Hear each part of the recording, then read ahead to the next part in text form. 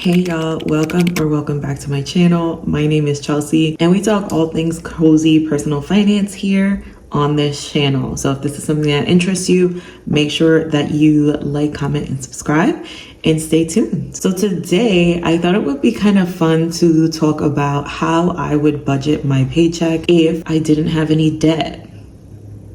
Low-key, this is kind of just like manifesting for me, so let's manifest. But I always think about like life would be so different if I didn't have debt. And I thought of like, well, why don't I budget like I don't have debt? Like, let's see, like, what would you actually do with the money? And I often see people who like manifest talk about stuff like this, like, but what would you do if that was the case? What would you do with it? What would you do with the extra funds? What would you do with the extra savings? What would you do? This is a video of what I would do with my paycheck if I had some extra funds because I had no debt.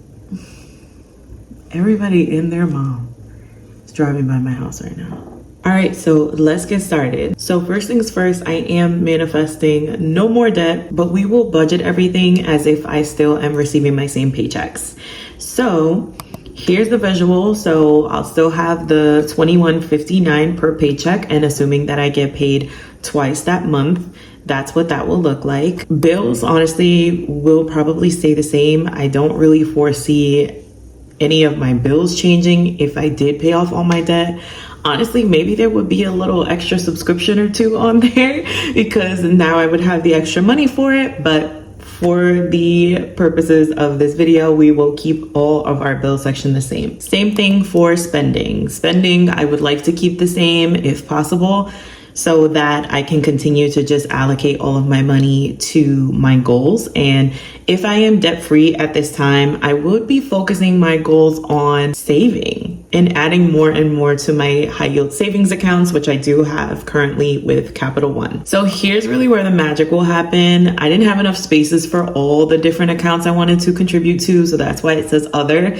But the first thing I wanted to do is continue with my savings challenges. I think it is fun to gamify your savings and to, I don't know, give you a little bit more motivation. So I will continue with my savings challenge and assume that I would maybe be contributing about $200 for my savings challenge per month. Next up is my emergency fund. So I do have an emergency fund currently. Is it where I need it to be? No, it is not. We're working on it, but again, I've been kind of in this place where I'd rather cash flow things that I know are coming up or things that I can cash flow rather than to put it on a credit card and end up in some more debt. So that's kind of where my focus has been, as opposed to adding more and more to my emergency fund, but that's real life.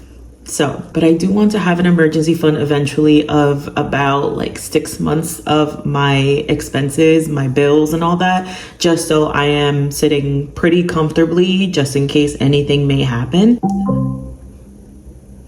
So in order to do that, I would be adding about $500 per month towards my emergency fund until I hit my goal. And then after that, I can decide what I want to do with the $500. Next up, I would allocate about $100 towards my health high yield savings account per month. I also have a health savings account with my job or an HSA that they take money straight from my paycheck before I even see it and add it to this account. So that's also money that I could be using towards any health related costs. Next up, because I really love to do this, I would add $150 per month towards my travel high yield savings account.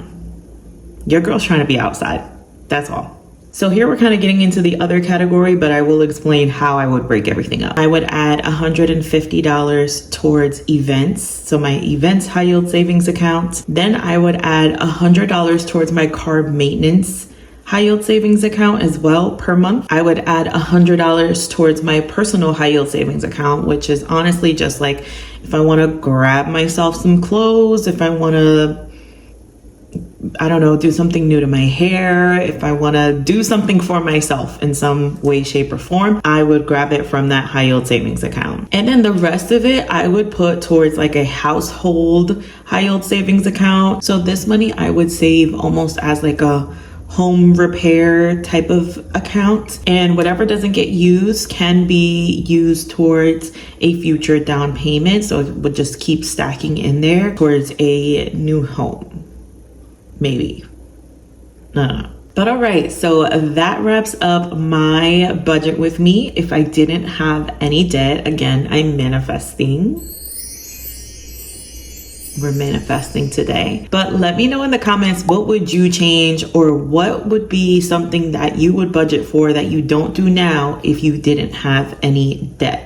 Let me know. I would love to know. If you want some more lifestyle, fun budgeting content, make sure to follow me on my Instagram and TikTok at budgetwithchelsey, because I tend to be a little bit more silly there. And if you did enjoy this video, please make sure to leave a like, please make sure to comment, and please make sure to subscribe. Thank you so much for watching.